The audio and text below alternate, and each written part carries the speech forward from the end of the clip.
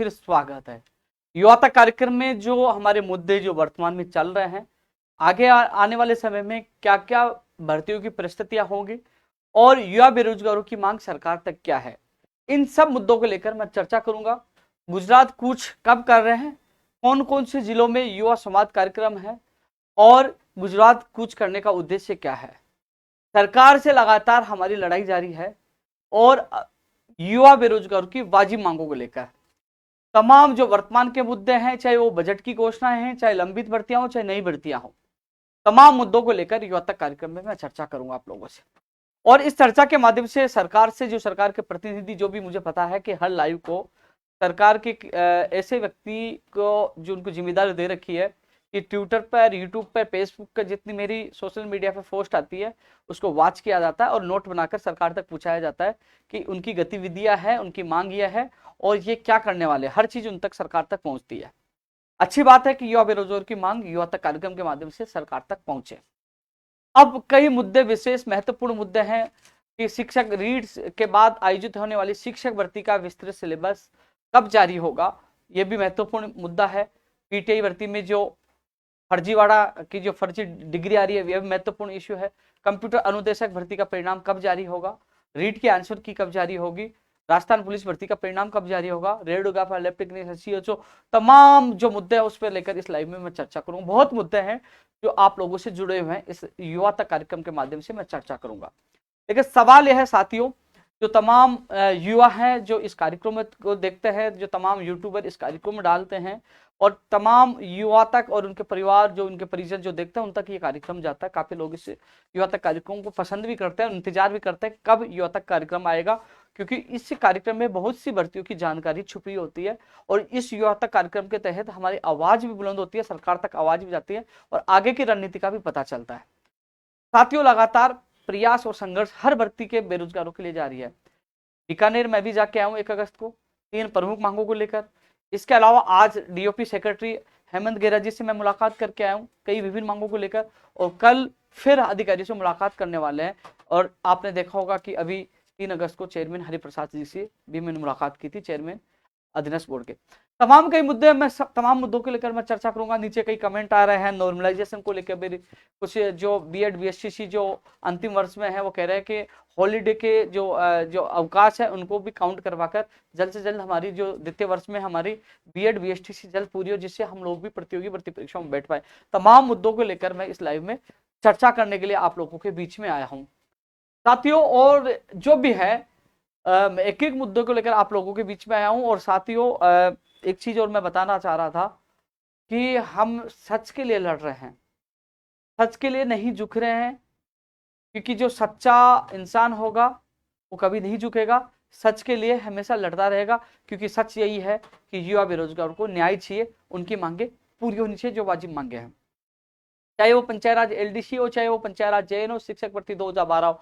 तमाम जो मुद्दे हैं उसके लेकर मैं चर्चा करूंगा। लेकिन सबसे पहले मैं चर्चा करता हूं कि जो अभी हाल में क्या क्या होने वाले हैं। मैं आपको बता दूं, सबसे पहले राजस्थान पुलिस भर्ती कांस्टेबल का परिणाम अब कभी भी जारी हो सकता है, कभी भी जारी होता है। डीआईजी से मेरी कल बात हुई थी और उन्होंने कहा था कि अब 2-4-5 दिन में कभी जारी हो जाए, इसलिए मैंने कल लिखा था 10 अगस्त से पहले कभी भी, कोष्टक में कभी भी ये लिखा था। तो अब परिणाम आपका कभी भी जारी हो सकता है। राजस्थान पुलिस भर्ती कांस्टेबल का जो परिणाम के इंतजार कर रहे थे। अब टेक्निकल हेल्पर भर्ती की जो एग्जाम कभी होगी, अब आपने देखा होगा कि 14 तारीख बताई गई है, जो अभी तक कह रहे हैं कि वो कई लोग कह रहे हैं ऑथेंटिक नहीं, आप ट्वीट नहीं कर रहे, वो अनुमानित डेट है, तो अभी 14 तारीख बताई। लेकिन आज मैं ऊर्जा विभाग में मैं गया था, जूनियर असिस्टेंट के जो परिणाम के लिए, जो उनके जो टाइपिंग उसके परिणाम, वो दोनों भर्ती हुए। लेकिन आज सारे जो कर्मचारी अधिकारी केवल वो जो तबादला सूची में बिजी थे, उन्होंने कहा 2 दिन हमें समय दीजिए, 2 दिन के बाद इस पर चर्चा करेंगे। तो अधिकारियों से आज मुलाकात नहीं हो पाई, वो तबादला सूची में व्यस्त थे। जैसे मैं मिलकर वापस आपको इसकी सूचना दूंगा ऑथेंटिक पूरी, लेकिन अभी 14 तारीख मानकर आप तैयारी करें।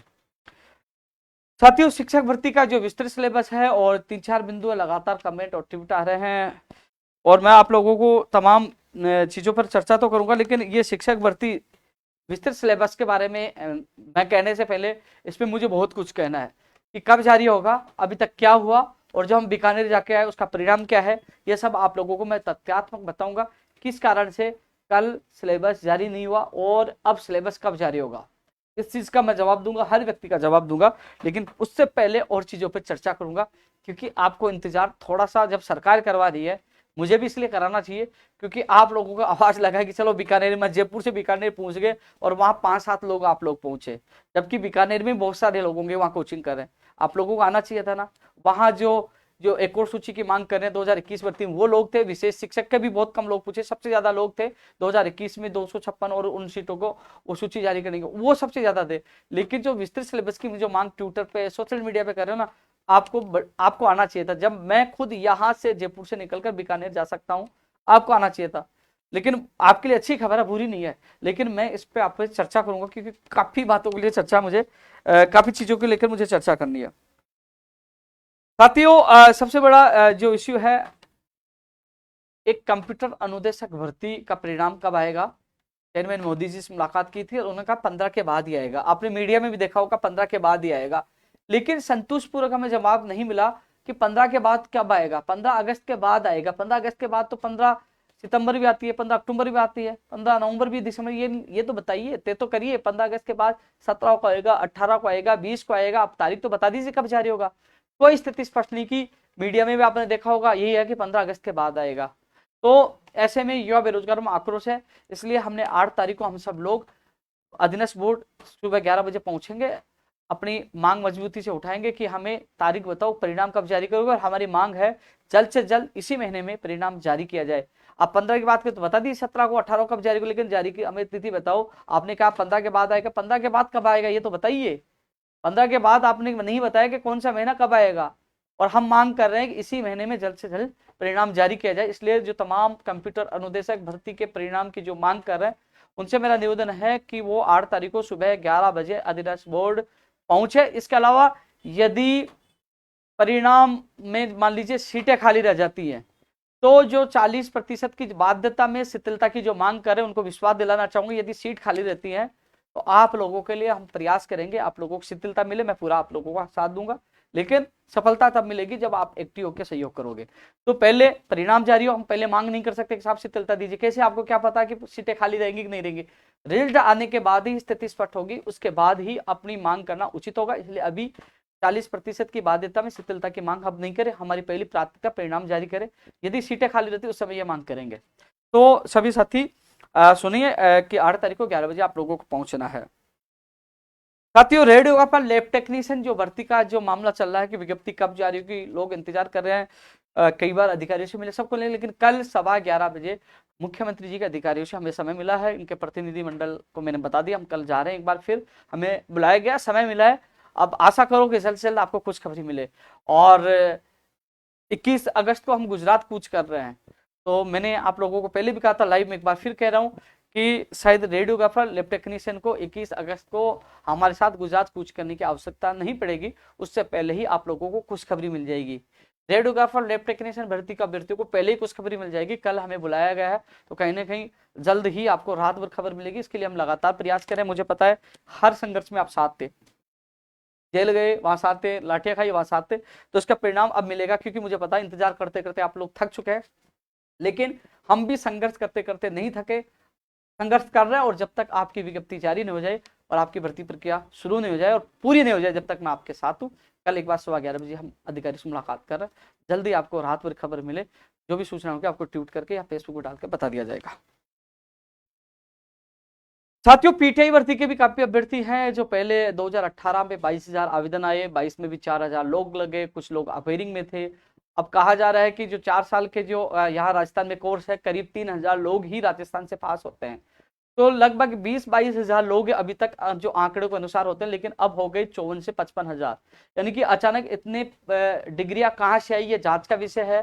सख्ताई से जो बाहर से डिग्रियां लाई गई उनकी जांच हो, ये मांग भी अधीनस्थ बोर्ड हम चेयरमैन साहब से मिलकर मजबूती से रखेंगे। 8 तारीख को ही रखेंगे। आप सब भी पूछे, 8 तारीख को मजबूती से मांग रखेंगे कि पीटीए की जो फर्जीवाड़े की जांच की जाए, क्योंकि फर्जी व्यक्ति योग्य अभ्यर्थियों के भविष्य पे डाका नहीं डाले, उनके भविष्य के साथ खिलवाड़ नहीं करे। ये मांग भी, क्योंकि फर्जी व्यक्ति को बाहर करना चाहिए। इसके लिए मैं आप लोगों के साथ हूँ। मजबूती से आपकी आवाज उठाई जाएगी और उम्मीद है कि हमेशा की तरह हमारा संघर्ष कामयाब होगा। पहले भी संघर्ष किया 460 से, 5546 आपकी पोस्ट आई। ये आपके और हमारे संघर्ष का परिणाम है, तो ये परिणाम भी आएगा।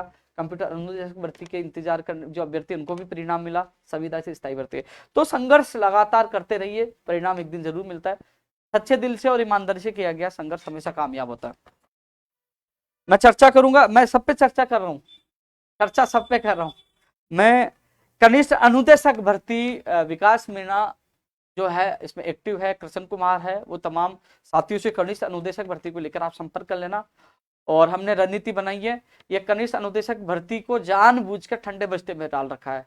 और अभी भी जो कनिष्ठ अनुदेशक भर्ती का इंतजार करने वाले अभ्यर्थी नहीं जागे, तो ये जानबूझकर नियमों में संशोधन की फाइल पिछले कई महीने से घूम रही है। और उन्होंने हमें कहा था फरवरी मार्च तक विज्ञप्ति आ जाएगी, अप्रैल भी निकल गई, मई भी निकल गई, जून भी निकल गई, जुलाई भी निकल गई, अगस्त निकल रही है, और अभी तक कोई अता पता नहीं है। तो हम लोग इसमें रणनीति बना रहे हैं, और ये जो गुजरात कूच में कनिष्ठ अनुदेशक भर्ती की विज्ञप्ति जारी हो, ये भी अहम मांग होगी। ये प्राथमिकता के साथ ये मांग रखी जाएगी, इसकी विज्ञप्ति जल्द से जल्द जारी है। ये लोग इनसे संपर्क करिए, विकास मीणा जी से और कृष्ण कुमार जी से। रणनीति हम बना चुके, हम लड़ेंगे और जीतेंगे, घबराने की आवश्यकता नहीं है। इसकी विज्ञप्ति आज नहीं तो कल जारी करनी होगी, हमारा संघर्ष कामयाब होगा, नियम संशोधन भी होगा और विज्ञप्ति भी जारी होगी। लेकिन अभी फिलहाल ठंडे बस्ते में, इसके लिए थोड़ा सा हमें तपना होगा और संघर्ष करना होगा। आपका भाई उपेन्द्र यादव आपके साथ है, कंधे से कंधा मिलाकर साथ देगा और परिणाम भी देगा। इसके अलावा साथियों, जो पंचायत राज जेईन भर्ती की जो बात कर रहे हैं, पंचायत राज जेईन के लिए 544 की जो वित्त विभाग में गई थी, इसके बाद अभी तक कोई अपडेट नहीं आई है। 2100 प्लस 544 भर्ती की हम मांग कर रहे हैं। और अभी कार्यालय में मीटिंग हुई थी, तमाम, चाहे वो सीताराम हो, चाहे पप्पू लाल हो, चाहे सरदार सिंह हो, चाहे अनिल हो, तमाम इस भर्ती से जुड़े सभी अभ्यर्थियों से मेरा निवेदन है, इन जिनका मैं नाम लिया इनसे संपर्क करिए। हमने एक प्लानिंग और रणनीति बनाई है, वो रणनीति कामयाब होगी तो आपके जो पदों पर घोषणा सरकार ने की, उसमें सरकार को भर्ती निकालनी पड़ेगी। हर जगह हम मजबूत है। हमारे पास आरटीआई है जिसमें 2 करोड़ 19 लाख रुपए लिए। हमारे पास इनकी घोषणा जो उन्होंने विधानसभा में मंत्री जी ने की 15 मार्च को अनुदान की मांगो, वो हमारे पास हर एविडेंस हमारे पास है। और समझौता, चाहे लखनऊ समझौता हो, चाहे लिखित समझौता हो, हर जगह सरकार से समझौता हुआ, तो हम मजबूत है। लेकिन कमजोर इस जगह है कि आप लोग एकजुट नहीं हो पा रहे हो, 15-20 से ज्यादा नहीं बढ़ पा रहे हो। अपने भविष्य के लिए मैं एक बार पुनः आपसे अपील करूंगा, एक बार मजबूती से आप आइए और देखना इस मजबूती का परिणाम आपको अच्छा मिलेगा, क्योंकि ये लड़ाई अब अंतिम चरणों में चल रही है। और यदि आप लोग नहीं उठ पाओगे, आप लोग जुड़ नहीं पाओगे, तो लीडरशिप करने वाला भी कुछ नहीं कर पाएगा। आप लोग पूरी मदद करोगे, पूरा सहयोग करोगे। मदद किसकी मांग रहा हूं मैं मदद केवल आप लोगों के आने की मदद मांग रहा हूं। आप जब जब धरने प्रदर्शन में आए, खाने की व्यवस्था करनी हो, टेंट की व्यवस्था करनी हो, या कहीं किसी चीज की व्यवस्था करनी हो, कभी भी आपसे एक पैसे के सहयोग के लिए नहीं कहा। कहीं से मुझे पता है कैसे सहयोग हुआ है, कैसे टेंट की, कैसे खाने की व्यवस्था करवाई है। जहां मान लीजिए थाने में भी चले गए तो डॉक्यूमेंट्स की, वकील की, किसी प्रकार की समस्या का आपको सामना नहीं करना पड़ा। हर जगह आपको सुविधा उपलब्ध करवाई गई। लेकिन कम से कम आप लोग मजबूत होकर आइए। आप लोग मजबूत होकर आओगे, आप कहोगे तो मैं पूरी दुनिया से लड़ने के लिए तैयार हूं, और कह रहा हूं भर्ती ला कर दूंगा, लेकिन साथ आपका चाहिए। इसलिए एकजुट हो जाओ। मिशन गुजरात 21 अगस्त पे ध्यान दो, लड़ेंगे और जीतेंगे। इसलिए सभी से मेरा निवेदन है, एक दिन अपने भविष्य के लिए एकजुट हो जाओ, एक दिन। और ये दिन आपके लिए बड़ा महत्वपूर्ण होगा। इसलिए 21 अगस्त का ध्यान रखें और मजबूत हो जाए। मिलिए, रणनीति बनाइए और प्लानिंग करिए और अपने भविष्य को बचाइए। अन्यथा फिर यदि आप एकजुट नहीं हो पाए, और फिर मुझे दोष मत देना, क्योंकि लास्ट बार आप लोगों के लिए मैं भी प्रयास करूंगा। और इस बार आप लोग एकजुट नहीं हो पाए और साथ नहीं है, तो फिर मुझे मत कहना उपेन्द्र यादव ने साथ नहीं दिया। जब आप लोग ही इकट्ठे नहीं हो पाओगे, आप लोग ही साथ नहीं दोगे, तो उपेन्द्र यादव क्या करेगा? ट्विटर खेलने पे या ट्वीट करने से ये भर्ती नहीं आती, धरातल पे लड़ना पड़ता है। इसलिए आपको हर सुविधा मिल रही है, तो कम से कम लास्ट बार आपसे मैं अपील कर रहा हूँ। और इस बार भी आप एकजुट नहीं हो पाए तो फिर मुझे दोष मत देना, मैं भी इस भर्ती को भूल जाऊंगा। क्योंकि मैं आपके जो कई लोग आते हैं, 15-20 लोग आते हैं, उनका मैं पीड़ा समझता हूँ। उनका जब मैं चेहरा देखता हूँ तो मैं सब कुछ भूलकर फिर भी मैं मजबूती से आवाज उठा रहा हूँ।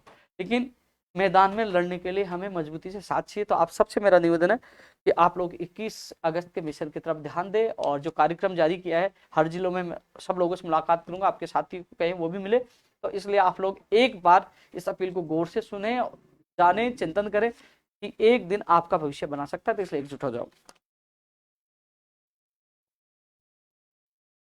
साथियों। जो 2 वर्ष की छूट देने की घोषणा मुख्यमंत्री जी के द्वारा की गई थी भर्तियों में, आज मैं डीओपी सेक्रेटरी हेमंत गेरा जी से मैं मुलाकात करके आया हूं। कि जो जिनमें एग्जाम नहीं हो, फॉर्म भर चुके हैं, क्या वो रीओपन होंगे, या फिर आने वाली भर्ती परीक्षाओं में 2 वर्ष की छूट का लाभ अभ्यर्थियों को मिलेगा।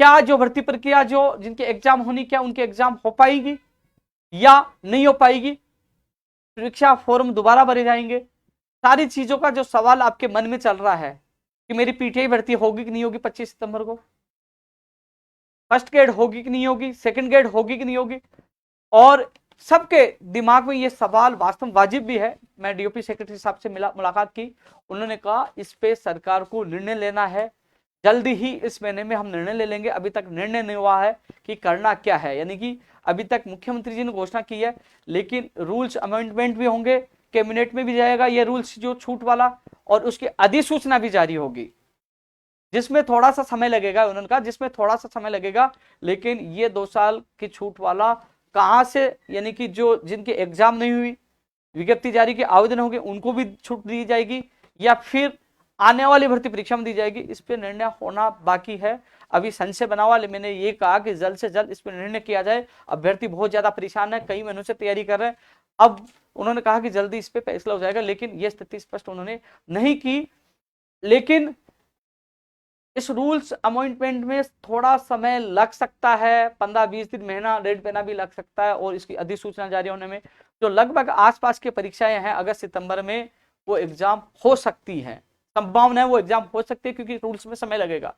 लेकिन और जैसे सीईटी की विज्ञप्ति जारी होनी थी, सीईटी की विज्ञप्ति इसलिए जारी नहीं हुई, उसमें जो योग्यता से संबंधित एक नियम संशोधन हो रहा है, योग्यता संबंधी नियम संशोधन और अधिसूचना जारी होगी, और ये 2 साल बाद, ये 2 वजह से भर्ती की विज्ञप्ति इस वीक में जारी होने वाली थी, इस कारण से रोक दी गई, उसमें भी समय लगेगा। हम तो मांग कर रहे हैं सरकार से कि सीईटी से सारी भर्तियों को बाहर कर दो, चाहे एलडीसी भर्ती हो, चाहे जूनियर अकाउंटेंट हो। सीईटी की वजह से ये भर्ती प्रक्रिया लेट हो, हम तो लगातार मांग कर, अभी मांग करें बाहर कर दीजिए, इसकी वजह से आपको नियम संशोधन करने की आवश्यकता नहीं पड़ेगी, ये भर्ती और लेट होगी। पूरा प्रयास करें, लेकिन ये प्रयास माननीय मुख्यमंत्री से मुलाकात हो तब ना। हमने सीएमओ में मैंने 4 बार टाइम लिखवाया कि मुख्यमंत्री जी से मुलाकात करवा दिए, धर्मेंद्र राठौड़ जी से मिलकर मैंने कहा मुख्यमंत्री जी से मुलाकात करवा दीजिए। कल मुख्यमंत्री जी के अधिकारियों से मिलने, उनसे मैं निवेदन करूंगा। अब कोशिश करें, मैंने 2 बार ट्वीट किया, मुख्यमंत्री जी से मुलाकात हो तो मैं आपकी पीड़ा बता पाऊं कि इस वजह से भर्तियां लेट होंगी और ऐसा होना चाहिए, लेकिन मुलाकात नहीं हो पा रही है, ना मंत्री सुन रहे, ना अधिकारी सुन रहे। इसीलिए तो हम गुजरात कूच कर रहे हैं, यहाँ धरना प्रदर्शन कर नहीं सकते। यहाँ केवल राजस्थान में कांग्रेस के नेताओं के पास खुली छूट है कि जब वो प्रदर्शन करेंगे तो 144 धारा हट जाएगी, और जो प्रदर्शन समाप्त तो 144 लग जाएगी। कांग्रेस का कल प्रदर्शन है महंगाई बेरोजगारी को लेकर, लेकिन वहां 144 धारा नहीं होगी, पुलिस प्रशासन पूरी हेल्प करेगा, और हम लोग जब आते तो मुकदमे दर्ज लाठीचार्ज करते हैं। लेकिन अब हम भी नहीं रुकने वाले, सच के लिए हम लड़ाई लड़ेंगे, न लाठी से डरेंगे, ना मुकदमे से डरेंगे, या तो आप जानते ही हो, लड़ते किसी के बाप से नहीं है, लड़ते सच के लिए और लड़ेंगे, चाहे गोली चलाओ चाहे लाठी चलाओ, कि सच के लिए लड़ रहे हैं। मैं मेरे बेरोजगार को रोते हुए नहीं देख सकता, न उनको दुखी देख सकता। मैं जब तक जिंदा हूं अंतिम सांस तक आप लोगों के लिए लड़ूंगा। अब सवाल कई लोग उठाते हैं, मैं सोशल मीडिया पे कई बार देखता हूं, मैंने अभी ट्विटर पर मैंने प्रोफाइल फिक्स बदली, मैंने प्रोफाइल फिक रखी भगत सिंह की। क्यों लगाई मैंने भगत सिंह की फोटो? कुछ लोग कमेंट कर रहे हैं ये आप पार्टी में जाने का क्लू दे रहे हैं, एक वो दे रहे हैं कि आप पार्टी में जा सकते हैं, आप पार्टी का, क्या आप पार्टी का है क्या भगत सिंह, या किसी और पार्टी का है क्या भगत सिंह? भगत सिंह हम सबका है, हम उन पे गर्व करते हैं। वो लोग जो हमारी आजादी में अहम भूमिका निभाने वाले थे। हर पार्टी के लोग अपने अपने नेता पकड़ लिए कि ये मेरा, ये मेरा। क्या भगत सिंह को शहीद का दर्जा दिया किसी? भगत सिंह जितनी यातनाएं सहन करके अपने देश को आजाद कराने में कितनी बड़ी महत्वपूर्ण भूमिका निभाई। मैं देख रहा था कांग्रेस के तमाम नेता जवाहरलाल नेहरू जी की फोटो लगा रहे थे, कई लोग तिरंगा यात्रा निकाल रहे हैं। लेकिन क्या भगत सिंह को याद करना गुनाह है क्या? मैंने कि मेरे कार्यालय में भी, जब कार्यालय खोला तब भी मेरे कार्यालय में भगत सिंह की फोटो लगी हुई है, और भगत सिंह की फोटो मैंने लगाई कि वास्तव में उसका बड़ा योगदान था, इसलिए लगाई। और इसलिए भी लगाई कि गुजरात में हम लोग भगत सिंह बन के जा रहे हैं, हमें हमारी मांगे दबाई जा रही है, सुनी नहीं जा रही। हमने मुख्यमंत्री जी से समय मांगा, मंत्रियों से मुलाकात होती है, वो नहीं सुन रहे, अधिकारी नहीं सुने, हम परेशान और दुखी होकर भगत सिंह बनकर हम गुजरात जा रहे हैं, भगत सिंह बनकर। इसलिए मैंने भगत सिंह की वो फोटो लगाई। और दूसरी बात, जो छोटी हरकतों पर कांग्रेस के, यूथ कांग्रेस के हो, चाहे कांग्रेस के और चाहे वो सेवादल कांग्रेस के, मैंने एक ट्विटर पर उसको कोट करके आपको मैंने बताया था कि कैसी हरकतें कर रहे हैं, उनको प्रशिक्षण दिया जा रहा है उनके आकाओं के द्वारा कि उपेंद्र यादव को बदनाम करिए। अरे यार, जितना दम हो बदनाम कर लीजिए। कृपया, जिसने ट्वीट करके मैंने कोट करके लिखा था, एक बार आप कमेंट तो पढ़िए, बेरोजगारों ने कितनी शानदार आपको जवाब दिया है। यदि आपने उसको पढ़ लिया तो मुझे नहीं लगता कि आप ट्विटर पे रह पाओगे। शर्म आनी चाहिए जब आप सच्चाई का सामना नहीं कर पा रहे और आप अनर्गल बातें कर रहे हो, बदनाम करने की कोशिश कर रहे हो। पता है इस संगठन में आने के बाद किन किन समस्याओं का सामना मुझे करना पड़ता है। मेरी युवा साथियों, आपको मैं बता रहा हूं, कभी कहते ये बीजेपी का है, कभी कहते ये तो कांग्रेस ही है, भगत सिंह की फोटो लगा लिया आपका है। लेकिन कभी आप लोगों ने सोचा कि ये बंदा लाठी खाता है, ये बंदा बीकानेर जाता है, ये बंदा लखनऊ जाता है, ये बंदा दिल्ली जाता है, जेल जाता है, अनशन करता है और सीधा टकराता है और पेपर माफियों से, बड़े बड़े नेताओं से टक्कर लेता है। किसके लिए? आप लोगों के लिए। मेरी पार्टी मेरी युवा है, मरता हूं आप लोगों के लिए। जिस दिन मैंने राजस्थान बेरोजगार एकीकृत महासंघ छोड़ दिया ना,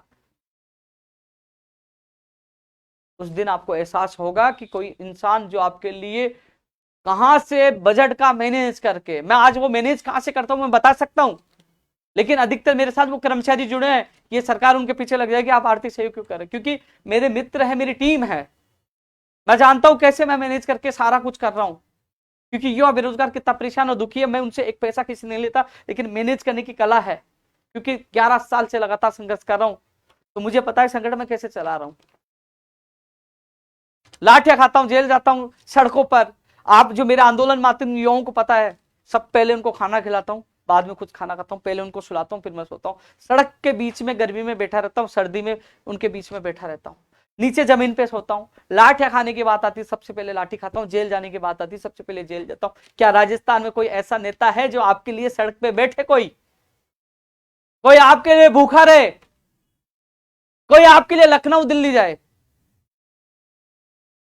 क्योंकि इतनी बातें मैं इसलिए कह रहा हूं कि जब मुझे वो ट्वीट उस कांग्रेस के नेता का देखा, इतना गुस्सा आया, मैंने कहा, मैं अभी कह रहा हूं, और कांग्रेस के उस नेता को नहीं, तमाम मैं जो मेरा लाइव देख रहे हैं, मैं कह रहा हूं, मेरा कार्यालय है रिद्धि सिद्धि से आगे गंगाराम नगर प्रेम नगर विस्तार में है, मैं चैलेंज देके कह रहा हूं कि मैंने किसी पार्टी की दलाली की हो कभी, और किसी युवा बेरोजगार से भर्ती के नाम पे एक पैसा लिया हो तो साबित करो, वो करने के लिए तैयार हो। सीना ठोक के कह रहा हूं ईमानदार, जब क्योंकि मैं जेल से बाहर आया हूं ना, कोशिश की गई, सब जगह तफ्तीश की गई, सारे जगह पूछा गया, मेरे लोगों को भड़काया गया, बयान दीजिए, लेकिन कुछ नहीं मिला। आज जिंदा हूं, ईमानदारी से लड़ रहा हूं, ईमानदारी। सरकारों से वही लड़ सकता, वही टकरा सकता जो ईमानदार और सही हो। लेकिन अब जो ओछी हरकतें शुरू कर दी बदनाम करने, मुझे यह भी पता है साथियों, मुझे यह पता है, कई लोग कहते हैं, मैं भर्तियों से हटकर इसलिए बात मुझे याद आ गई तो मैं इन चीज पे बात करने लगे, मैं और मुद्दों पे चर्चा करूंगा। लेकिन मैं एक चीज आप लोगों को बताना चाहूंगा साथियों, लोग कहते 2023 में ये चुनाव लड़ेगा। जब बीजेपी कार्यकाल था, जब मैं संघर्ष कर रहा था, तो कहते कि कांग्रेस से चुनाव लड़ेगा, तो कांग्रेस ही है, क्योंकि उस समय बीजेपी सरकार थी, मैं उस समय भी लाठियां खा रहा था, उस समय भी जेल जा रहा था, उस समय भी मैं इसी तेवर में, इसी आक्रोश में, इसी तरह से सड़कों पर लड़ रहा था। ज्यादा जानकारी कहने की जरूरत नहीं, मेरी फेसबुक और मेरे यूट्यूब पर और मेरे ट्विटर तो 2019 में ज्वाइन किया, लेकिन आप मेरी फेसबुक पर जाके देखिए, या आप गूगल पे जाके उपेंद्र यादव सर्च किए, पता लग जाएगा कि इस कांग्रेस सरकार में जितना मैंने जो संघर्ष किया, उससे कई गुना संघर्ष मैंने पिछले 5 साल उस सरकार में किया था। आज भी संघर्ष कर रहा हूं, लेकिन कभी झुका और दबा नहीं। अब कह रहे अगली बार, अरे यार मैं एक चीज आपको बता दूं, जागृति स्कूल का नाम आया, मैं वहां प्रदर्शन करने गया, झोटवाड़ा निवारी रोड पे जागृति विद्या मंदिर स्कूल में मैं प्रदर्शन करने गया। वहां मेरे किसी एक मीडिया पत्रकार था झोटवाड़ा उधर रहने, उनका फोन आया कि राजेंद्र शर्मा जी आपसे मिलना चाहते हैं, यानी कि स्कूल के मालिक, यानी कि धीरज शर्मा के पिता धीरज शर्मा जेल के अंदर है, और राजेंद्र शर्मा जी जो मंजू शर्मा जी विप्र बोर्ड के उपाध्यक्ष है, उसके पति हैं, वो स्कूल उनकी है, अंग्रेजी और हिंदी माध्यम की स्कूल है, बड़ी बिल्डिंग है, लेकिन वहां सीएचओ का पेपर लीक होने का मुकदमा दर्ज हुआ, कांस्टेबल भर्ती परीक्षा पेपर लीक में धीरज शर्मा जो संचालक बताया जा रहा है, पुलिस की रिपोर्ट में, मैं नहीं कह रहा, पुलिस के प्रेस नोट में है कि वो संचालक बताया जा रहा है उस स्कूल का, वो जेल के अंदर है। यानी कि 2 भर्ती परीक्षाओं का मामला जागृति स्कूल से है, उसकी मान्यता रद्द नहीं की गई, क्योंकि वो कांग्रेस की बड़ी नेता जो विप्र बोर्ड की उपाध्यक्ष है, 3 बार कांग्रेस की पार्षद रही और एमएलए का टिकट मांग रही थी, वो कांग्रेस की वो नेता थी, इसलिए उसकी मान्यता रद्द नहीं हुई, संपत्ति जब्त नहीं हुई, और भी लोगों का पर्दाफाश नहीं हुआ। दिवाकर पब्लिक स्कूल के बाहर मैंने प्रदर्शन किया, उसके 2-3 दिन बाद ही उसकी मान्यता रद्द कर दी गई। तो फिर जागृति विद्या मंदिर की मान्यता रद्द क्यों नहीं की जा रही? पुलिस प्रशासन खुद मान चुका है, उसके खिलाफ मुकदमा दर्ज हुआ है, लेकिन वहां से भी कोशिश की जा रही है। वो लोग भी मेरे पीछे पड़े हैं कि उपेंद्र यादव को कैसे रास्ते से हटाया जाए। मैंने कहा मैं क्यों मिलूंगा, कौन राजेंद्र शर्मा, क्यों मिलूंगा? मुझे मान्यता रद्द चाहिए, खिलाफ कार्रवाई होनी चाहिए। जो मेरे प्रदेश के युवा बेरोजगारों को सपनों को बेचने का काम कर रहे हैं, उस बिल्डिंग पर बुलडोजर चलना चाहिए। तुम क्या समझ रहे हो मिलकर उपेंद्र यादव को खरीद लोगे? उपेंद्र यादव बिकने वाला नहीं है। हिंदुस्तान की क्या पूरे संसार की कोई ऐसी करेंसी नहीं है जो उपेंद्र यादव खरीद पाएगी। मुझे केवल एक ही चीज में सरकार समझौता चाहिए कि उसकी मान्यता रद्द हो, संपत्ति जब्त हो। जिन्होंने कितने बेरोजगारों का भविष्य खराब किया, 2 भर्तियों को नाम आए, कितनी भर्तियों ने पेपर लीक किया होगा, उनके खिलाफ कार्रवाई होनी चाहिए। सरकार की कथनी और करनी मंत्र होना चाहिए। मैं कल शिक्षा मंत्री जी को भी ज्ञापन देने जा रहा हूं। लोग सोच रहे हैं मेरी सीएचओ, मेरी रेडियो का फल, उस पर चर्चा क्यों नहीं कर रहा? क्या मेरी पर्सनल दुश्मनी है क्या जागृति स्कूल से? बताइए आप। मैं आप लोगों के लिए लड़ रहा हूं। और जो सवाल उठा रहे कि 2023 में चुनाव की, मैंने एक जागृति स्कूल का उदाहरण दिया, मैंने कई मंत्रियों पर उस समय आरोप लगाए थे और सीबीआई जांच करवा लो, पेपर माफिया। मैंने पहले बताया कि कई बार मेरे रेकी की जाती है। मुझे नहीं लगता, मैं आज कह रहा हूं, मेरी बात नोट कर लेना, मुझे नहीं लगता कि ये सब लोग, क्योंकि बड़ा षड्यंत्र बन चुका है, क्योंकि मैं पोल खोलते नजर आ रहा हूं, ना बिक रहा हूं ना झुक रहा हूं। खरीदने की कोशिश किया, बिक नहीं रहा, जेल में डाल रहा, 12 के फील्ड लड़ रहा हूं, तो इनके पास लास्ट चारा होगा इस दुनिया से हटाने का। मुझे जो लोग 23 के सपने दिखा रहे ना, मुझे नहीं पता कि मैं 2023 देख पाऊंगा, लेकिन ये जरूर जब तक जिंदा हूं मैं, क्योंकि मुझे पता है खतरा है, कभी भी कोई आके कभी टपका के चला जाएगा, लेकिन जब तक जिंदा हूं उपेंद्र यादव यूं दहाड़ता रहेगा, सच के लिए लड़ता रहेगा। और जिस दिन मेरी मौत होगी ना, मैं कह रहा हूं, हंसते हंसते जाऊंगा इस दुनिया से, डरता किसी से नहीं, कुछ सच के लिए लड़ रहा हूं।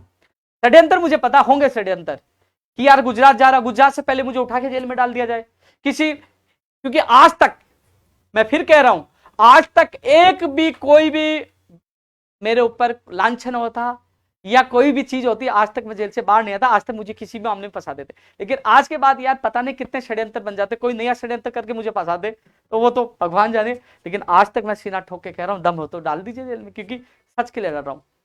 लेकिन फिर भी मैं आप लोगों को इतनी चीजें इसलिए बता रहा हूं क्योंकि कई बार उस समय मामला गर्म हो, उसको ठंडा कर दिया, लेकिन मुझे जो इनपुट मिलते, कई बार मैं देखता हूँ यार ये लोग क्यों घूम रहे मकान के, जब वो देखते मुझे घूर के देखते, कई बार मैं देखता हूँ तो मुझे शंका होती है कि कहीं ना कहीं कोई प्लानिंग, कोई रणनीति है।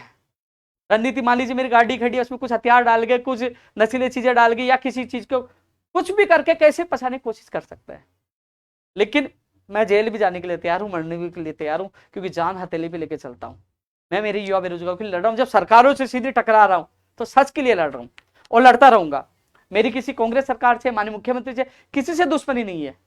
केवल मैं इसलिए झुक नहीं आ रहा कि आपने जो कहा वो करिए। आपने 1 लाख भर्तियां बजट में घोषणा की, लेकिन उनका वर्गीकरण तो करिए कि कौन कौन से विभाग में, कौन कौन से पदों पे, कितने पदों पे वैकेंसी आएगी, कब विज्ञप्ति जारी होगी और कब तक ज्वाइनिंग, उनका वर्गीकरण करिए। मुख्यमंत्री जी आपसे हाथ जोड़ के निवेदन कर रहा हूं, मीटिंग करिए, बताइए वो 1 लाख भर्तियां कौन सी है, लोगों को पता चले वो तैयारी किसकी करे। जो लंबित भर्तियां वो नहीं हो पा रही, नई भर्तियां, तो इसलिए लड़ाई चलिए, जो लखनऊ समझौता हो, मंत्रियों का समझौता, तमाम मांगे पूरी हो। और मांगों के लिए मैं लड़ रहा हूं, मेरी कोई पर्सनल मांग नहीं यार। यदि कोई मंत्री, एमएलए या कह दे कि उपेंद्र यादव ने कोई पर्सनल किसी का तबादला करवाया है कुछ, मैं तो कभी तबादले के लिए नहीं जाता। कई लोग मेरे मित्र आते हैं, यार आप मंत्री से सीधे मिलते, मेरा तबादला करा, मैं हाथ जोड़ लेता हूँ, भैया मैं तबादला करा लूंगा तो बड़ा एहसान हो जाएगा, मुझे फिर झुकना पड़ेगा, मैं झुक नहीं सकता, क्योंकि मैं मेरे युवा बेरोजगारों को, सपनों को मुझे बचाना है। मैं हाथ जोड़ के मना कर देता हूँ। कई लोग मेरे दोस्त नाराज हो जाते हैं, नहीं तो मैं जा सकता हूँ, जानकारी में मिलता हूँ मंत्री साहब, 2 तबादले करते, नहीं करेंगे क्या? लेकिन नहीं, क्योंकि मैं स्वाभिमानी जिंदगी जी रहा हूँ, क्योंकि मैं चाहता हूँ कोई एक छोटा सा भी आरोप न लगाए, मैं मेरे बेरोजगार के लिए जी रहा हूँ। मुझे पता है ये चीजें आपको लग रहा है कि मेरी भर्ती के बारे में क्यों नहीं बोल रहे आप, ये एक्स्ट्रा चीजें क्यों बोल रहे हो। क्योंकि कई बार जो आदमी मेहनत करता है भागता है तो वो उसके दिल से आवाज निकलती है। वो विशेष जो विशेष शिक्षकों के अधिक से अधिक पद निकालने की मांग थी। रीट के बाद जो शिक्षक भर्ती उसका विस्तृत सिलेबस, और जो रीट 2018-21 में जो पद खाली थे, कई लोग कह रहे कि पद खाली है, 256 पद खाली है, ये पद खाली है, सूची जारी नहीं हो रहे, कार्यालय लोग चक्कर काट रहे थे। अब मैं शिक्षक भर्ती के विस्तृत सिलेबस के बारे में बात करना चाह रहा हूं। मंत्री जी से मैं मिला। अब एक चीज और बता रहा हूं, जो कई लोग विस्तृत सिलेबस के लिए बात कर रहे हैं ना कि अभी तक क्यों जारी नहीं हो, अब आ रहा था, अब आ रहा था, अब आ रहा था, आ जाएगा आ जाएगा आ जाएगा, अभी तक क्यों नहीं आया, सवाल इस पर उठा रहे। आप सोचिए, उपेंद्र यादव के अलावा कोई गया?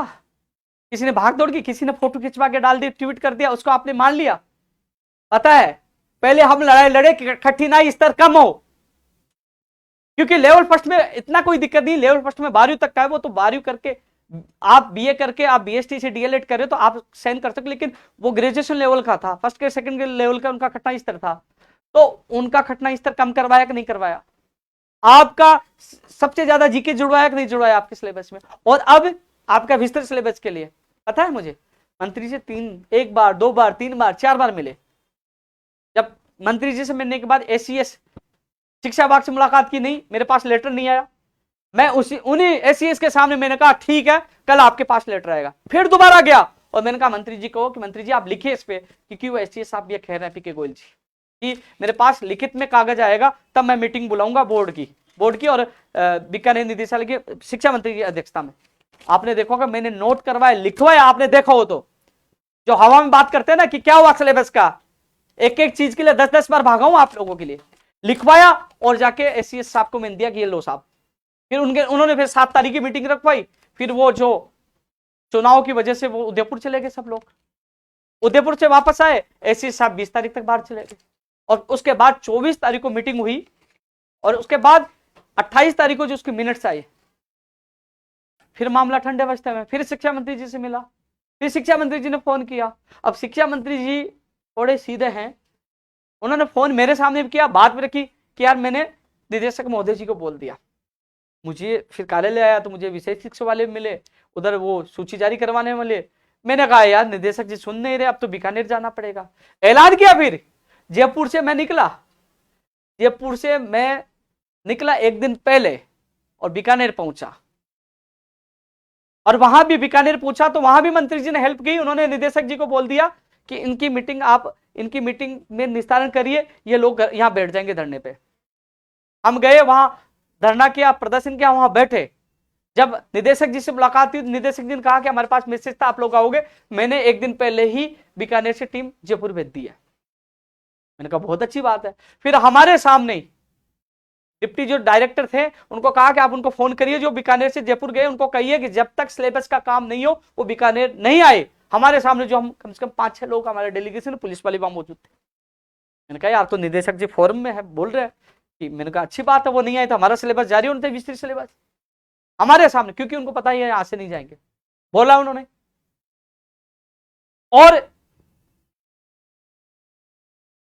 सोमवार को ही जब हमारी जो बात हो रही थी और उन्होंने कहा कि हम लोग अभी ही अधीनस्थ बोर्ड जा रहे हैं, जब हमारी वार्ता हो रही थी, और अधीनस्थ बोर्ड सोमवार को ही पहुंच गए। सोमवार, मंगलवार, बुधवार तक काम चला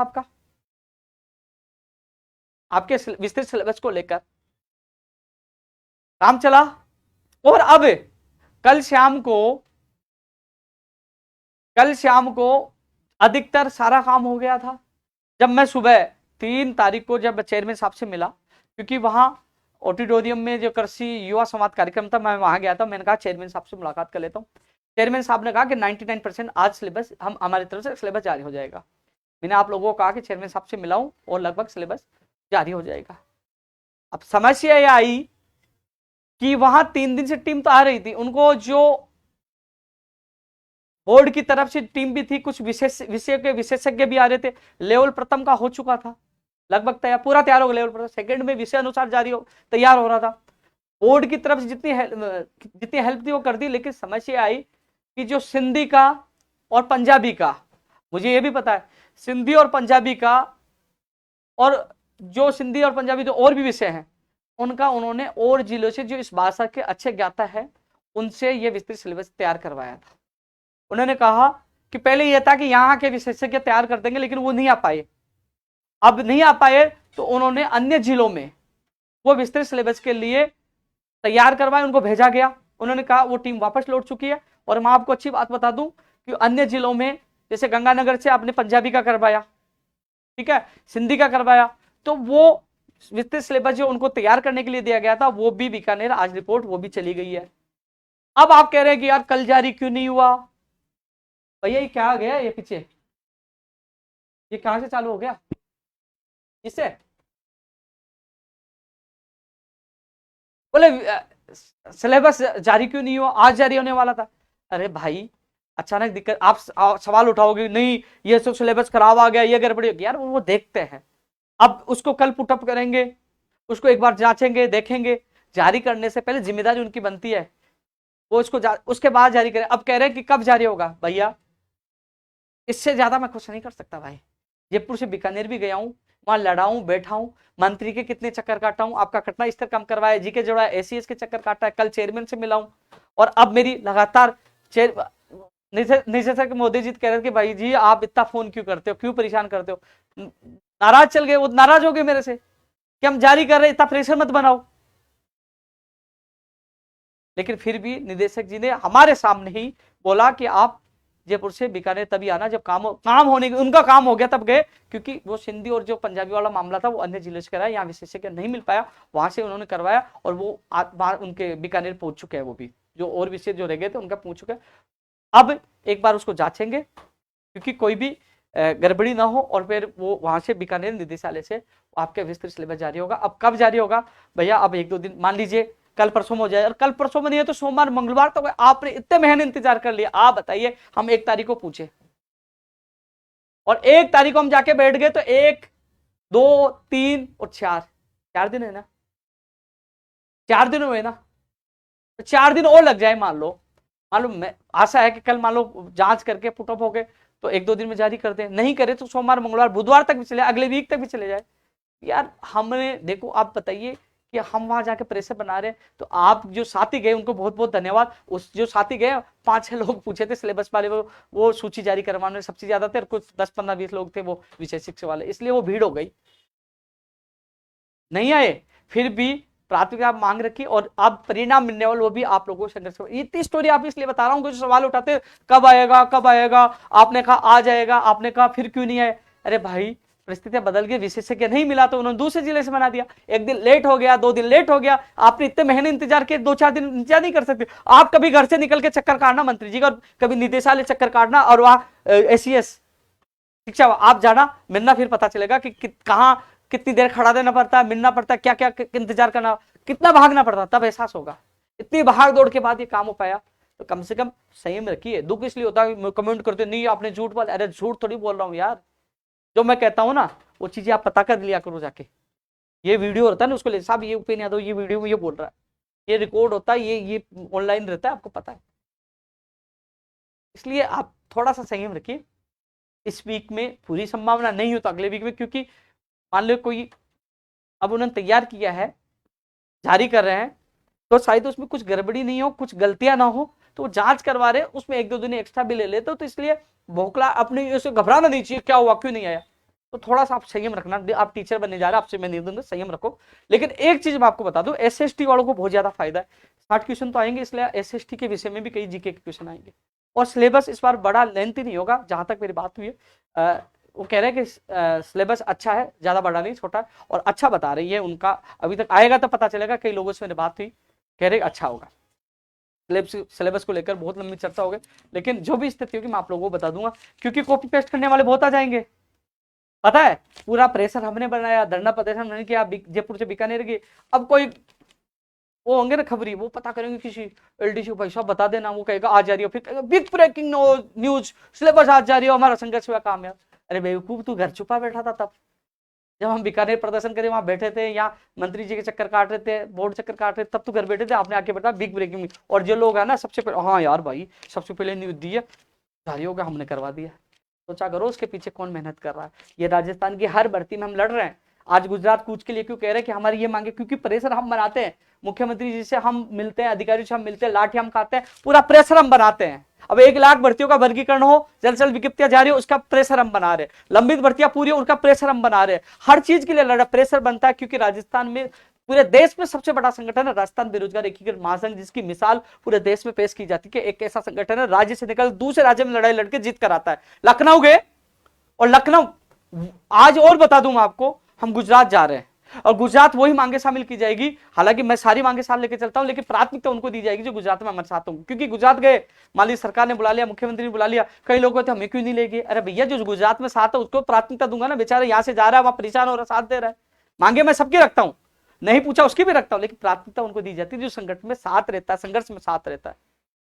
लखनऊ गए, बुलाए, कई लोग जो लखनऊ थे वो सारे लोग वार्ता में गए, तो संघर्ष कर रहे हैं, हर बेरोजगार के लिए संघर्ष कर रहे हैं, हर व्यक्ति के लिए संघर्ष कर रहे हैं।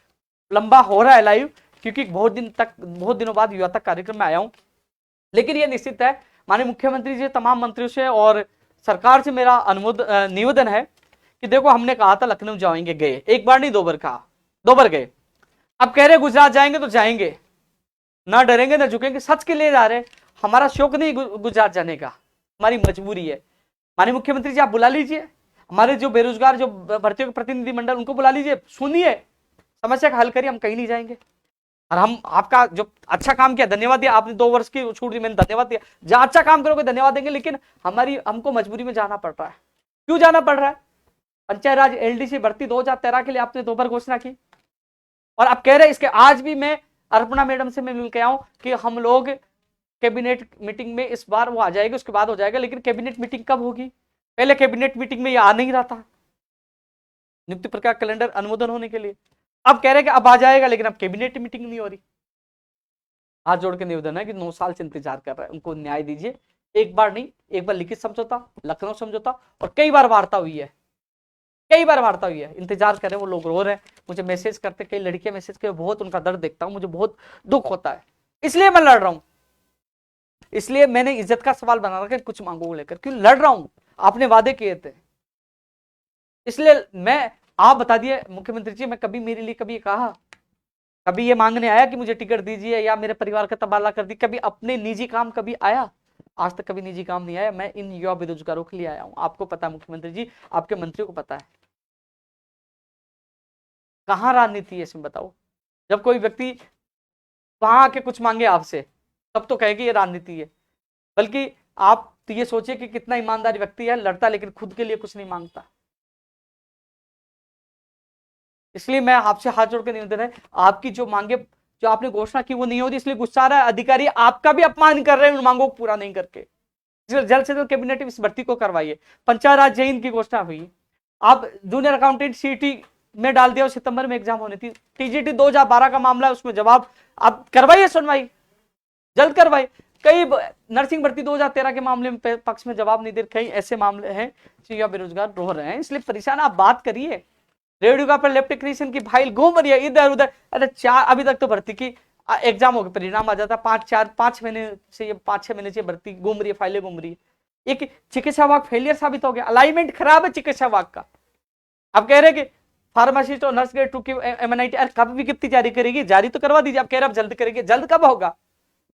CHO की विज्ञप्ति नहीं है, फार्मासिस्ट वाले रो रहे हैं, इधर ये रेडियो लेफ्टिंग ECG टेक्नीशियन, दंत चिकित्सा, ये हालात क्या बना दिए चिकित्सा विभाग के। माननीय मुख्यमंत्री जी, अलाइनमेंट खराब है, सुधारिए इस चिकित्सा विभाग के अलाइनमेंट को, आपसे मैं निवेदन कर रहा हूं हाथ जोड़कर। मजबूरी में हमें गुजरात जाना पड़ रहा है, हमें शौक नहीं, हम नहीं जाना चाहते, लेकिन हमें जाना पड़ रहा है और जाऊंगा, चाहे मेरी जान चली जाए।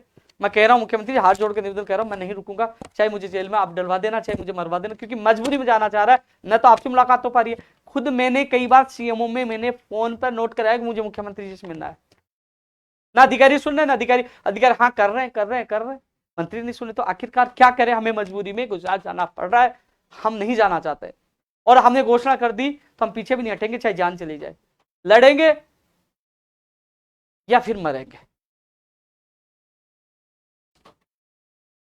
इसके अलावा साथियों,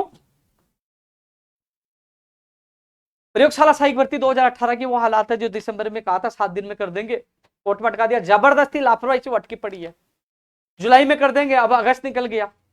धर्मेंद्र राठौड़ जी ने खुद ने कमिटमेंट किया था कि 7 दिन में कर देंगे, वो 7 दिन तक आज तक नहीं, उनको मैं कई बार वादा याद दिला चुका। आज इसलिए, और मुख्यमंत्री जी हमारी कौन सुन रहा, प्रयोगशाला 7 दिन के लिए ये सारे आपने जिंदा कर दिया, हमने धन्यवाद दिया, आपने भर्ती को जिंदा कर दिया, हमने संघर्ष किया, आपने बात मानी, लेकिन उसका दिसंबर में रिजल्ट निकालकर जनवरी में ज्वाइनिंग देने की बात थी, अब अगस्त आ गई। हालात यह है 2000 वरिष्ठ अध्यापक फिर 2016 की जो आपने आदेश किया कि वो उसकी प्रतीक्षा सूची जारी, पिकअप लिस्ट जारी होगी, SST के अलावा और विषय की जारी नहीं हुई, 600 निवासी पद जोड़ने की घोषणा की, सारी चीजों पर सरकार आपके आदेश की पालना ये अधिकारी और मंत्री नहीं कर रहे, इसलिए आक्रोशित हम, इसलिए हम लोग गुजरात जाने की घोषणा कर रहे हैं, मजबूरी है हमारी।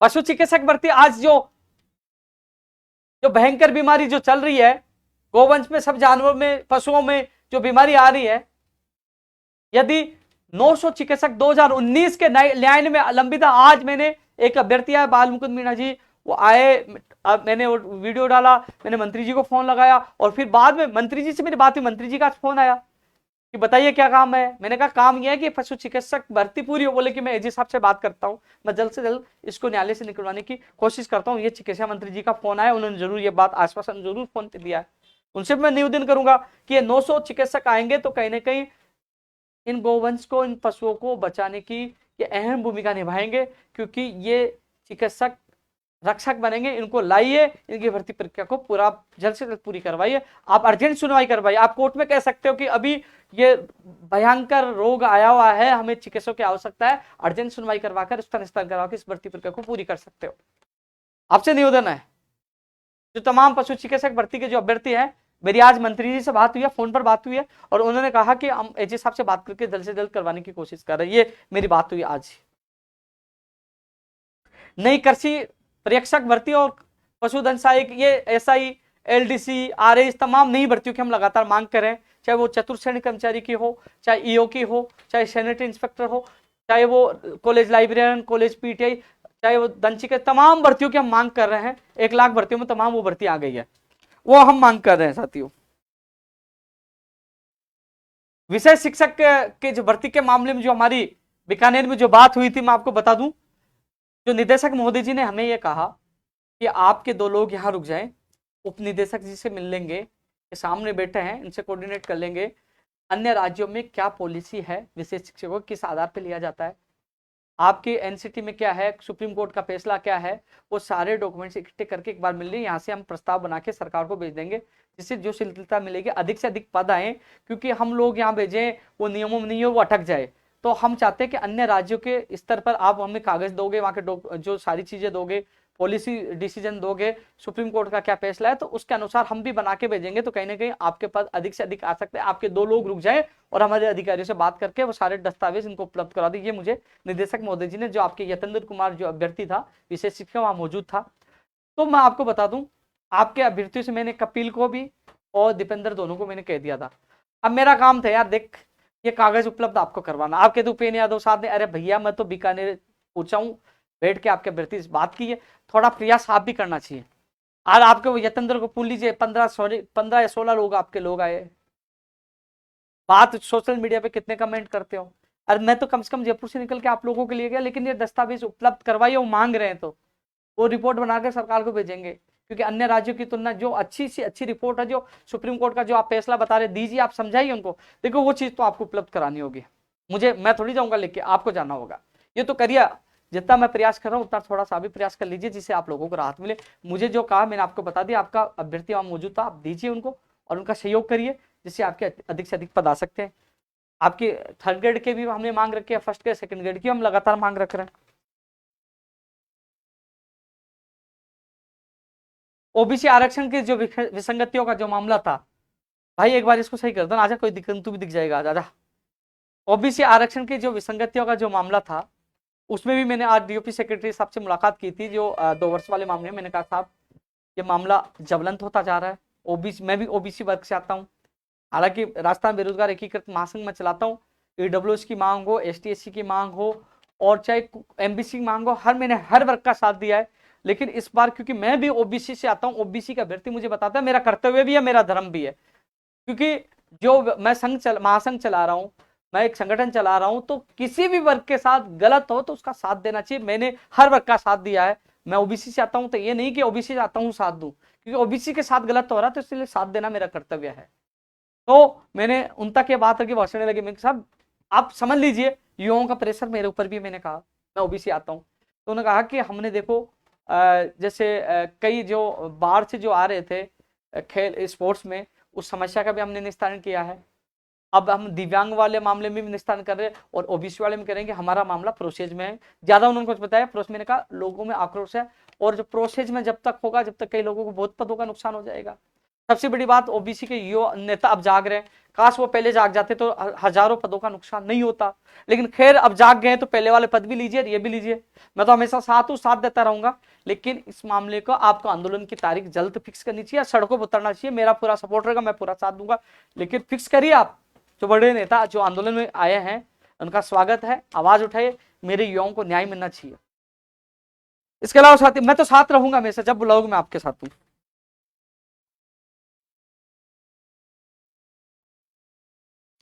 प्रयोगशाला सहायक भर्ती का परिणाम आए, ये मांग भी हम उठाएंगे। लाइव बहुत लंबा हो चुका है, लेकिन करे क्या, बहुत दिन बाद आया हूं आपके बीच में। बीएड बीएसटी से इंटर्नशिप वाले जो लड़के हैं ना, कमेंट बहुत करते हैं। मैंने कहा 4 तारीख को आप 12 बजे आ जाइए, कोई नहीं आया। घर बैठे हर कोई आवाज उठाता है, ये कर दो, वो कर दो, वो कर। यार आप क्यों नहीं आ रहे हो? मैंने कहा था आ जाए 12 बजे, और मैं दोबारा लाइव में बोल रहा हूँ। बीएड बीएसटी से जो इंटर्नशिप वाले कह रहे हैं कि जो इनका छुट्टियों को काउंट किया जाए, तो मैं कह रहा हूँ आप संडे को 12 बजे आ जाइए ऑफिस। मैं कोशिश करता हूँ मंत्री जी के सामने जाके आपकी बात रखूं, मैं केवल आपका सहयोग करता हूँ। आना तो आपको पड़ेगा ना यार, आप आना नहीं चाहते, सोशल मीडिया पर आवाज उठाते हो। घर से निकलना सीखिए। हर व्यक्ति को हर भर्ती के लिए संघर्ष करना पड़ता है, आपको भी अपने सपनों के लिए, अपने भविष्य के लिए संघर्ष करना सीखिए। मैं साथ देने के लिए तैयार, मना थोड़ी कर रहा हूँ, आइए।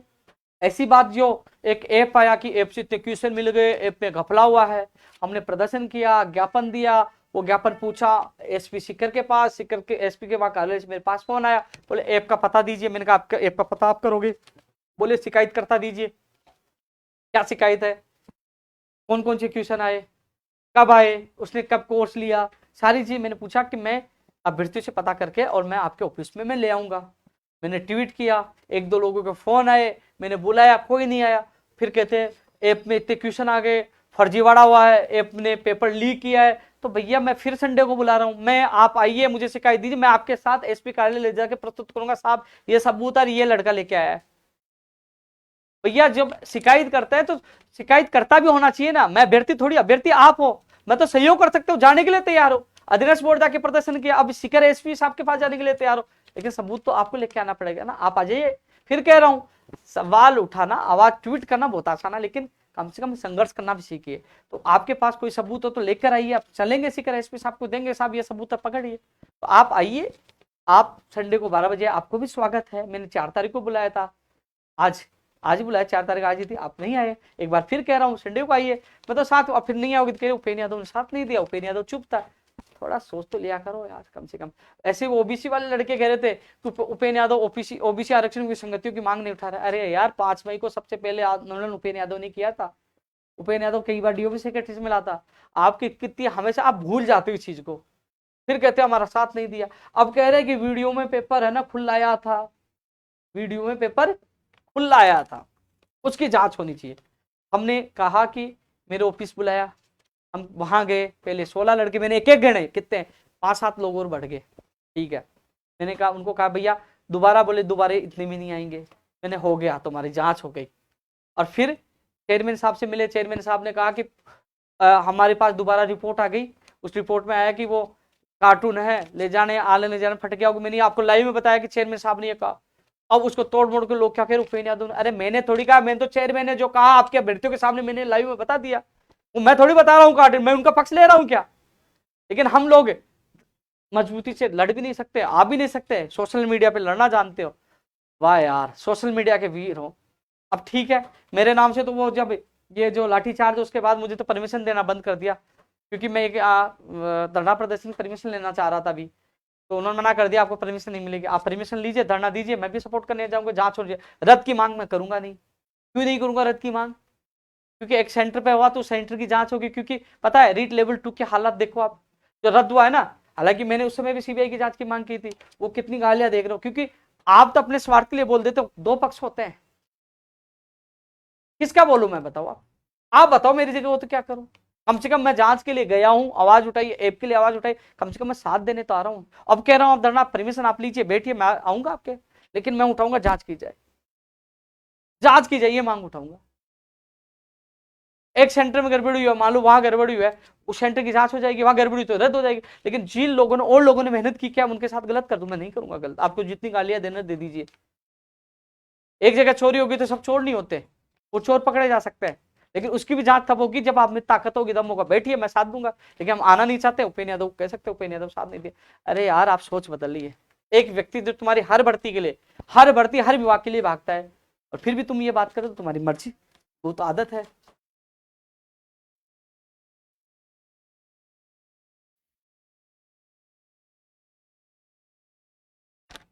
आरएस भर्ती की जो विज्ञप्ति सितंबर तक ही जारी हो पाएगी, नई आरएस भर्ती की विज्ञप्ति सितंबर तक ही जारी हो पाएगी। इस महीने अंतिम तक वो अभ्यर्थना आरपीसी जाएगी।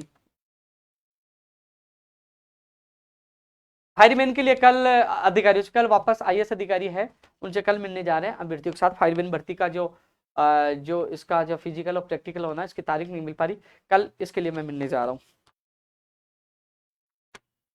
सीएचओ की नई भर्ती 20 तारीख के बाद ही आएगी, अभी नहीं आएगी, 20 के बाद ही आएगी सीएचओ की। बाद में अब कब आएगी, अभी 20 तक तो मुझे नहीं लगता आ पाएगी, बाद में कब आएगी मैं आप लोगों को बताऊंगा, नई भर्ती के लिए अधिकारी से बात करके कब आएगी, क्योंकि 8 तारीख को हम जाएंगे तब उनसे वार्ता कर लेंगे। लेकिन अभी तक स्थिति स्पष्ट नहीं हो पाई है, कब विज्ञप्ति जारी होगी, और जो होगी मैं आप लोगों को बता दूंगा।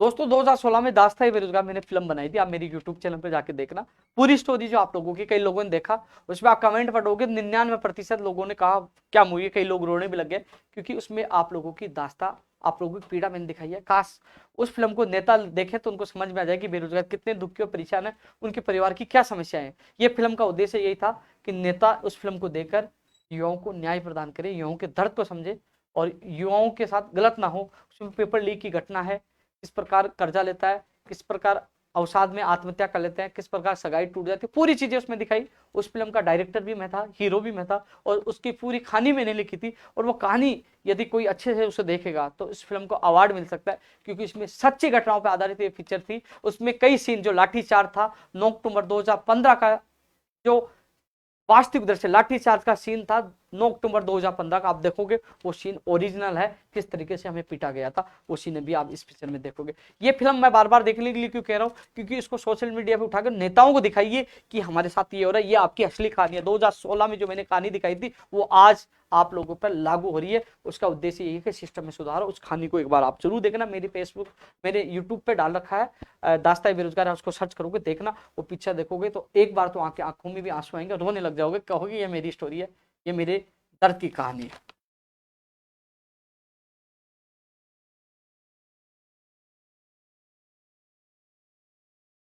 और जो थोड़ी दिन पहले जो एक चीज और बता दूं, रेडियो का लैब टेक्नीशियन और जो चिकित्सा की भर्तियों की खबर आई थी, बड़ी खबर आई थी कि ये चक्करगनी फाइल घूम रही है, उसको लेकर मीटिंग एक बार फिर अधिकारियों की हो चुकी है, उस पर एक्शन लिया जा रहा है। खबर का हसर हुआ है। आज जब मैं डीओपी सेक्रेटरी साहब से मिला था तो उन्होंने कहा कि वो खबर आने के बाद हमसे सीएमओ ने रिपोर्ट मांगी है, और इसमें मुख्य सचिव साहब ने भी विभागीय अधिकारियों से रिपोर्ट मांगी और मीटिंग ली है। तो इस पे अब कुछ ना कुछ बड़ा होने वाला है, कल हमें बुलाया गया एक बार। एक चीज, रीट वाला जो मामला आया, माहौल बना दिया कि रीट का पेपर वायरल हो गया, लीक हो गया। मैंने माध्यमिक शिक्षा बोर्ड के अधिकारियों से बात की, शिक्षा मंत्री जी खुद से बात की, मैंने कहा कि जो इसमें बार कोड है इसको स्कैन करवाइए, पता लग जाएगा कौन सी स्कूल से ये पेपर है, किस विद्यार्थी का है, और फिर पकड़िए उसे।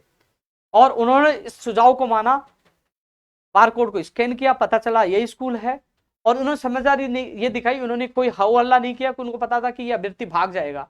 फिर उसकी कॉपी को निकाला, चेक किया, 20 से पन्ने फाड़े गए थे, और उसको पकड़ा और जेल में डाल दिया।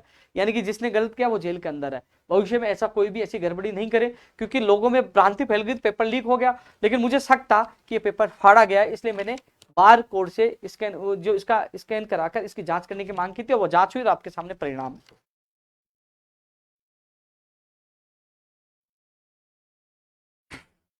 संस्कृत विभाग में रीट लेवल 1 में पद बढ़ाने के लिए काफी लोगों के कॉल और मैसेज आते हैं।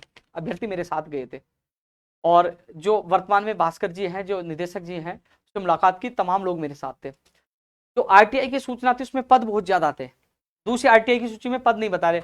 हमने कहा इतने पद खाली होने के बाद भी 273 पद क्यों आए, तो उन्होंने बताया पहले जो बीएसटीसी प्लस बीए कर रखे थे, जो टीचर बन चुके, हम उसको लेवल 2 में जोड़ लिए थे, लेकिन बाद में मूल योग्यता बीएसटीसी इनको वापस ला दिया, इसलिए पहले पद ज्यादा हो गए थे कि जो वहां चले गए यहाँ पद ज्यादा हो गए थे, लेकिन वापस इनको इसी विभाग में उसमें लाया गया, ऐसे पदों की संख्या कम होगी, इसलिए पद है ही नहीं, कहां से बढ़ाए, पूरी छानबीन की गई हमारे आपके, इसलिए वो पद नहीं बढ़ रहे। वो कह रहे ज्यादा ज्यादा 20-25 पद बढ़ सकते हैं और ज्यादा पद नहीं बढ़ सकते, और आने वाली भर्ती में भी 200-300 पदों से ज्यादा नहीं आएंगे। वो भी कह रहे हैं 200-300, अभी तो आंकड़े फिक्स नहीं बताए, नहीं आएंगे 2022 में भी, लेकिन ज्यादा पद नहीं बढ़ सकते। लेकिन उन्होंने कहा कि लेवल 2 में पद बहुत ज्यादा है, 1500 से ज्यादा पद है, 1500 में 50 में कितने, 15 से ज्यादा पद है, उसमें भी गणित विज्ञान के ज्यादा पद बता रहे हैं, 700-800 करीब गणित विज्ञान के पद बता रहे हैं, और 1500 से ज्यादा पद बता रहे हैं लेवल 2 में। सबसे ज्यादा गणित विज्ञान के, उसके बाद संस्कृत के पद है, फिर एसएसटी के और वो हिंदी के, लेकिन सबसे ज्यादा बता रहे हैं। जो रीट की बाद जो अब शिक्षक भर्ती की एग्जाम होगी उसके बाद उसमें उस विज्ञप्ति में ये पद आएंगे, ये कहा उन्होंने। कृषि के जो भूपेंद्र और कई लोग समझ, कृषि के जो तमाम विषय को शामिल करने वाला मामला अभी चल रहा है। देखो नियम संशोधन में बहुत समय लगता है, इसलिए इसमें समय लग रहा है, लेकिन सभी विषयों को शामिल किया जाएगा। कमेटी की रिपोर्ट आपके पक्ष में ही थी। अधिक चीजों पर मैंने चर्चा की, मैं एक बार फिर देख लेता हूँ। टीजीटी 2012 वाला जो मामला है, सुनवाई होगी। आज भी मैंने अर्चना मैम से मुलाकात की थी, मैंने बात रखी थी, तो जब सुनवाई होगी, उन्होंने कहा पिछली बार भी उन्होंने बोल दिया था एडवोकेट को, जब भी होगी बोल देंगे। और जब अब इसमें देखो किसी गलती ने, जब सुनवाई नहीं हो पा रही सुप्रीम कोर्ट में, तो ना आपकी गलती ना सरकार की गलती, लेकिन सुनवाई से पहले एक बार मैं और फोन करवा दूंगा, जिससे आप लोगों के पक्ष में फैसला है। छात्र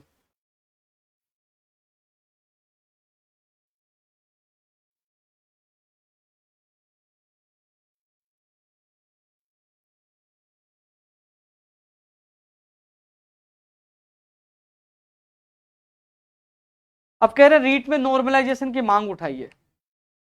मैं इस पे चुप क्यों, मैं आपको बता दूं दोस्तों कि पटवारी में नॉर्मलाइजेशन हुआ। क्या हुआ कि कई लोगों के 15-15, 20-20 नंबर थे, उनका नंबर नहीं आया, वो बाहर हो गए। दो पक्ष हो गए, एक कह रहा हमारा साथ दो, एक हमारे साथ। यही मैं कहूंगा नॉर्मलाइजेशन करो, जिसके नंबर नंबर 90 आ रहे, पास और फेल हो गया, मुझे गालियां देगा। मुझे पता है 23 तारीख को कठिन पेपर आया था, लेकिन मैं किसका साथ दूंगा बताओ। दो मेरे पास फोन आ रहे हैं कई कि नॉर्मलाइजेशन नहीं होना चाहिए, हम मारे जाएंगे, हमारे नंबर कम हो जाएंगे। कुछ कह रहा है कि नॉर्मलाइजेशन होना चाहिए। दो पक्ष से लड़ो आप, एक का पक्ष बोलता गाली मैं सुनो, इसलिए हाथ जोड़ता हूँ, जो बोर्ड करेगा वो मान्य होगा, मैं नहीं बोल सकता।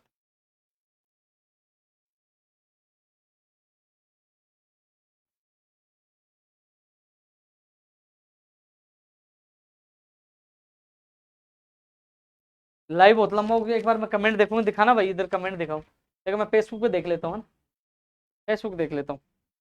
लंबा तो हो गया, लेकिन क्या करें।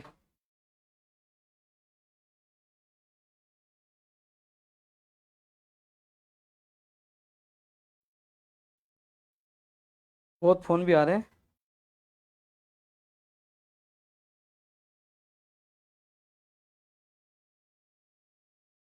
सिलेबस के लिए मैं बोल चुका हूँ ऊपर, सिलेबस कब आ रहा है, सिलेबस के लिए मैं बोल चुका हूँ।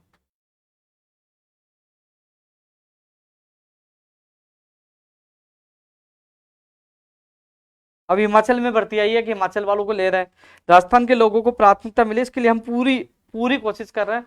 लेकिन सब लोग अपने अपनी भर्तियों में बढ़ जाते हैं, कोई नहीं आता, कोई नहीं कहता कि मेरी रेड होगा पर एप्लीकेशन रीट फर्स्ट के सेकंड के सबको रोक दो, पहले प्रदेश के बेरोजगारों को प्राथमिकता का मामला हल होना चाहिए, कोई नहीं बोलता, सब कहते नहीं मेरी भर्ती आ जाए। खैर कोई बात नहीं यार, ये तो आपको नुकसान हो रहा, आप लोगों को। मैं एक बार देख लेता हूँ।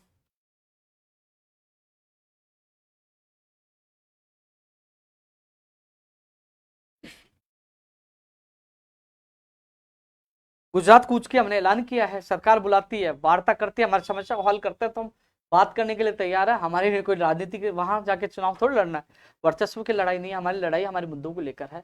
आप एक कदम बढ़ाइए, वार्ता का समस्या हल करिए, हम 2 कदम बढ़ाएंगे, हमें केवल हमारी मांगों से मतलब है।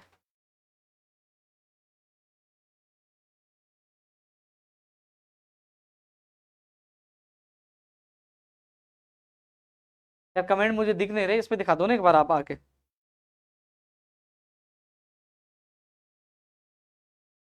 वो इसमें मेरा नेट नहीं चला। तो साथियों, अधिकतर मैंने चर्चा की है और युवा तक कार्यक्रम में कोशिश करूंगा बहुत जल्द दोबारा आऊं। और कल एक बार कई अधिकारियों से मुलाकात कर रहा हूं गुजरात कूच के लिए। एक बार फिर रणनीति बना रहे हैं, इस बार 17 तारीख को कूच करें। लेकिन हाँ, एक विशेष मैसेज आप लोगों से था, जो टीएसपी के जो विद्यार्थी हैं कई बार वो जयपुर में नहीं आ पाते हैं। डूंगरपुर, बांसवाड़ा, उदयपुर, सिरोही, उनकी कई समस्या आती है। एक बड़ी समस्या तो यह है, मैं आपको बता दूं कि जो कई नॉन टीएसपी के शिक्षक वहां टीएसपी में भी लगे हुए हैं, यदि सरकार उनको टीएसपी से नॉन टीएसपी में भेज देती तो कई सैकड़ों की संख्या में पद खाली होंगे, वो टीएसपी के विद्यार्थियों को मिल सकते हैं। उनके टीएसपी में शिक्षकों की भर्ती अधिक पदों पे आ सकती है। तो वो मुद्दा भी मैं आपका साथ देने आ रहा हूं। आपके और भी जो मुद्दे हैं टीएसपी के, वो मुझे बताइए। मैं डूंगरपुर, बांसवाड़ा 20 तारीख को रहूंगा, और आपको पता 19 तारीख को आपके सिरोही में भी रहूंगा और उदयपुर में भी रहूंगा। तो वो टाइम टेबल मैं आपको बता दूं। मैं इन जिलों में आ रहा हूं। जो लोग आपका चला दीजिए, इसमें आप में चलाओगे, मैं आपको बता दूं कौन कौन जिले में कब आ रहा हूं, तो आप लोग वहां मिले।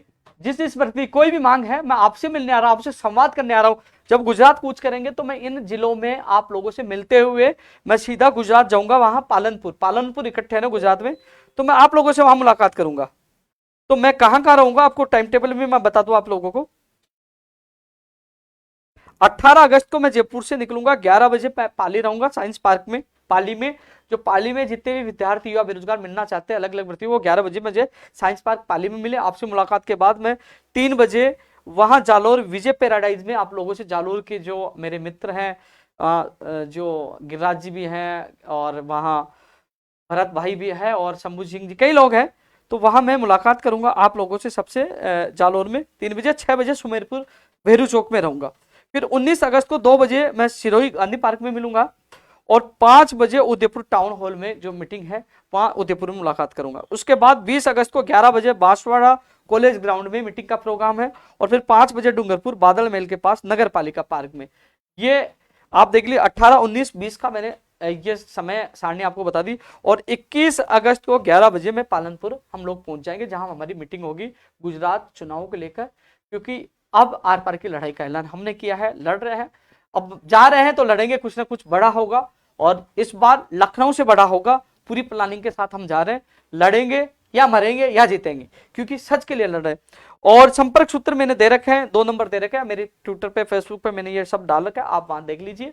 आप उन पे फोन करके आप संपर्क कर लीजिए। मैं आप लोगों से वहां मिलते हुए आगे जा रहा हूं। गुजरात में घूमने नहीं जा रहा, गुजरात आप लोगों के लिए इसलिए जा रहे हैं कि यहाँ हमारे आंदोलन को दबाया जा रहा है। मुख्यमंत्री से मुलाकात नहीं हो पा रही।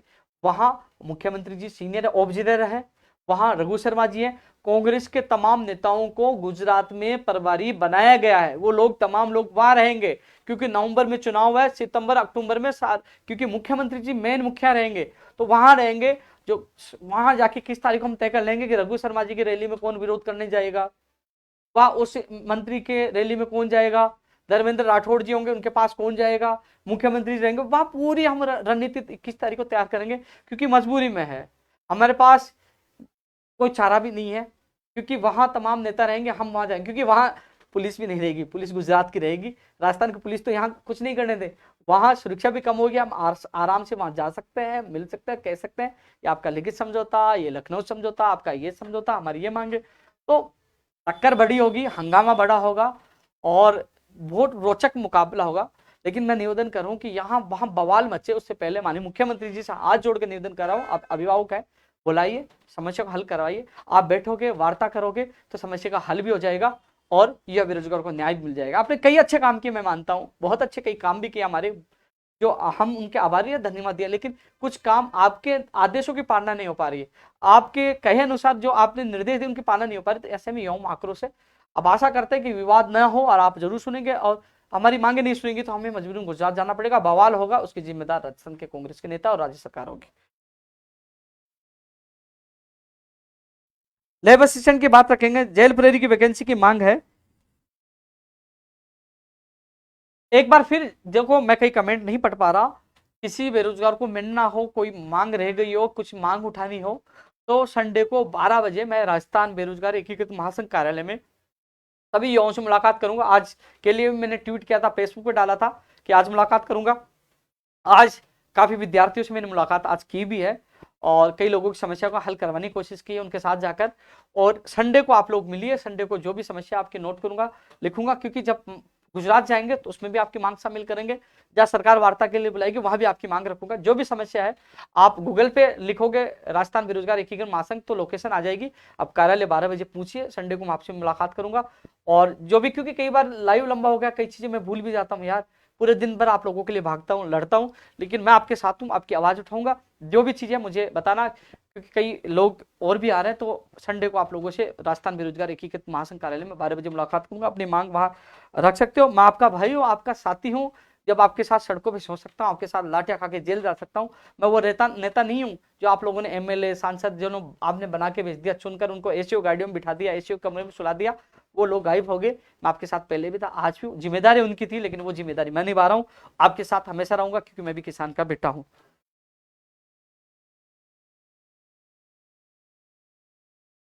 बेरोजगारी भत्ते में इंटर्नशिप रद्द हो, ये भी बहुत महत्वपूर्ण मुद्दा। गुजरात में जाएंगे रहेंगे, इंटर्नशिप रद्द हो, ये भी बेरोजगारी भत्ते में ये भी रहेंगे।